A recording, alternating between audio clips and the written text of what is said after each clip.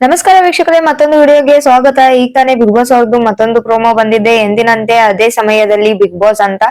ಇದ್ರ ಮೂಲಕನೇ ತಿಳಿಯುತ್ತೆ, ಒಂದ್ ದಿನಾನು ಗ್ಯಾಪ್ ಕೊಡ್ದಿರಾ, ಬಿಗ್ ಬಾಸ್ ನಿಲ್ದಿರಾ ನಮ್ಗೆ ಶೋಗಳು ಟೆಲಿಕಾಸ್ಟ್ ಆಗುತ್ತೆ ಅಂತ ಹೇಳ್ಬೋದು. ಎಪಿಸೋಡ್ಗಳು ಎಲ್ಲಾನು ಟೆಲಿಕಾಸ್ಟ್ ಆಗುತ್ತೆ ಅಂತ ಹೇಳ್ಬೋದು. ಮೊನ್ನೆ ಸಾಯಂಕಾಲ ಎಲ್ಲಾ ಸ್ಪರ್ಧಿಗಳನ್ನ ಮನೆಯಿಂದ ರೆಸಾರ್ಟ್ ಗೆ ಶಿಫ್ಟ್ ಮಾಡಿದ್ರು ಅಂತ ಹೇಳ್ಬೋದು. ಆದ್ರೆ ನಿನ್ನೆವರೆಗೂ ಇದು ಶುರು ಆಗುತ್ತಾ ಇಲ್ವಾ ಏನೇನು ಅಂತ ಅಪ್ಡೇಟ್ ಗಳು ಬರ್ತಾನೆ ಇದ್ವು. ಕಳೆದ ವಿಡಿಯೋ ಅಲ್ಲಿ ಹೇಳಿದ ಹಾಗೆ ಬಿಗ್ ಬಾಸ್ ಏನಿದೆ, ಮನೆ ಏನಿದೆ ಅದು ನಿನ್ನೆನೆ ಓಪನ್ ಆಗಿದೆ. ಹಾಗೇನೆ ಸ್ಪರ್ಧಿಗಳು ಕೂಡ ನಿನ್ನೆನೆ ಎಂಟ್ರಿನ ಕೊಡ್ತಾರೆ ಅಂತ ಹೇಳಿದ್ವಿ. ಅದು ನಿಜವಾಗಿದೆ ಅಂತ ಹೇಳ್ಬೋದು. DCM ಅವರು ಏನಿದಾರೋ ಅವರ ನೇತೃತ್ವದಲ್ಲಿ ಬಿಗ್ ಬಾಸ್ ಮನೆಯ ಬೀಗವನ್ನ ತೆಗೆದಿದ್ದಾರೆ ಅಂತಾನೆ ಹೇಳ್ಬೋದು. ಎಲ್ಲಾ ಕಂಟೆಸ್ಟೆಂಟ್ ಗಳು ಕೂಡ ಒಳಗಡೆ ಹೋಗಿದ್ದಾರೆ, ಎಂಟ್ರಿ ಕೊಟ್ಟಿದ್ದಾರೆ. ಇದು ಆಗಿರೋದು ನಿನ್ನೆ ರಾತ್ರಿ ಮಧ್ಯರಾತ್ರಿಯಲ್ಲಿ ಆಗಿದೆ ಅಂತ ಹೇಳ್ಬೋದು. ಇನ್ನು ಬಿಗ್ ಬಾಸ್ ಎಪಿಸೋಡ್ ಬಗ್ಗೆ ಹೇಳೋದಾದ್ರೆ, ಯಾವಾಗ್ಲೂನು ನಿನ್ನೆ ಎಪಿಸೋಡ್ ಗಳನ್ನ ಇವತ್ತು ಟೆಲಿಕಾಸ್ಟ್ ಮಾಡ್ತಿದ್ರು. ಆದ್ರೆ ಇವತ್ತಿನ ಎಪಿಸೋಡ್ ಅನ್ನೇ ಇವತ್ತೇ ಟೆಲಿಕಾಸ್ಟ್ ಮಾಡ್ಬೇಕಾಗಿ ಬಿಗ್ ಬಾಸ್ ಅವರಿಗೆ ಬಂದಿದೆ ಅಂತ ಹೇಳ್ಬೋದು. ಯಾಕಪ್ಪ ಅಂದ್ರೆ ಮಧ್ಯರಾತ್ರಿಯಲ್ಲಿ ಬಿಗ್ ಬಾಸ್ ಮನೆಗೆ ಎಂಟ್ರಿ ಕೊಟ್ಟಿದ್ದಾರೆ ಸ್ಪರ್ಧಿಗಳು. ಸೊ ಇನ್ಮೇಲೆ ಏನಿದೆ ರೆಕಾರ್ಡಿಂಗ್ ಆಗುತ್ತೆ, ಅದನ್ನ ಎಡಿಟ್ ಮಾಡಿ ರಾತ್ರಿ 9:30ಗೆ ಇನ್ನು ಬಿಗ್ ಬಾಸ್ ಪ್ರಸಾರ ಆಗುತ್ತೆ ಅಂತ ಹೇಳ್ಬೋದು. ಬಿಗ್ ಬಾಸ್ ಗೆ ಬೆಂಬಲವಾಗಿ, ನಮ್ಮೆಲ್ಲರಿಗೂ ಬೆನ್ನೆಲುಬಾಗಿ ಸದಾ ಜೊತೆಗಿರುವ ನಮ್ಮೆಲ್ಲರ ಪ್ರೀತಿಯ ಕಿಚ್ಚ ಸುದೀಪ್ ಅವರಿಗೆ ಕಲರ್ಸ್ ಕನ್ನಡ ಹಾಗೂ ಬಿಗ್ ಬಾಸ್ ತಂಡದ ವತಿಯಿಂದ ತುಂಬು ಹೃದಯದ ಧನ್ಯವಾದಗಳು ಅಂತ ಕಿಚ್ಚ ಸುದೀಪ್ ಅವ್ರನ್ನ ಟ್ಯಾಗ್ ಮಾಡಿ ಕಲರ್ಸ್ ಕನ್ನಡ ಅವರು ಟ್ವೀಟ್ ನ ಮಾಡಿದ್ದಾರೆ ಅಂತ ಹೇಳ್ಬೋದು. ಅದಕ್ಕೆ ಕಿಚ್ಚ ಸುದೀಪ್ ಅವರು ಕೂಡ ಟ್ವೀಟ್ ನ ಮಾಡಿದ್ದಾರೆ. ಇತ್ತೀಚೆಗೆ ಆದ ಗಲಭೆ ಏನಾಗಿತ್ತು ಅಥವಾ ಅವ್ಯವಸ್ಥೆ ಏನಾಗಿತ್ತು ಅದರಲ್ಲಿ ಬಿಗ್ ಬಾಸ್ ಕನ್ನಡ ಅವ್ರದ್ದು ಏನು ಪಾತ್ರವಿಲ್ಲ ಅಥವಾ ಭಾಗವಾಗಿಲ್ಲ ಅನ್ನೋದನ್ನ ಅರ್ಥ ಮಾಡ್ಕೊಂಡಂತ ಅಧಿಕಾರಿಗಳಿಗೆ ಧನ್ಯವಾದ ಅಂತ ಹೇಳಿದ್ದಾರೆ. ಇಲ್ಲಿ ಇನ್ನೊಂದು ವಿಷಯನ ಗಮನಿಸಬೇಕು. ಸುದೀಪ್ ಅವರು ಟ್ವೀಟ್ ಮಾಡಿರೋದ್ರಲ್ಲಿ ನನ್ನ ಕರೆಗೆ ತಕ್ಷಣ ಸ್ಪಂದಿಸಿದ್ದಕ್ಕಾಗಿ DCM ಅವರಿಗೆ ಕೃತಜ್ಞನಾಗಿದ್ದೇನೆ ಅಂತ ಕೂಡ ಹೇಳಿದ್ದಾರೆ. ಬೇರೆ ಶೋಗಳಲ್ಲಿ ಆದ್ರೆ ಆಂಕರ್ ಗಳು ತಮ್ಮ ಕೆಲಸನ ಮಾಡ್ತಾರೆ, ಹೋಗ್ತಾರೆ, ಮತ್ತೆ ಪೇಮೆಂಟ್ ನ ಇಸ್ಕೋತಾರೆ.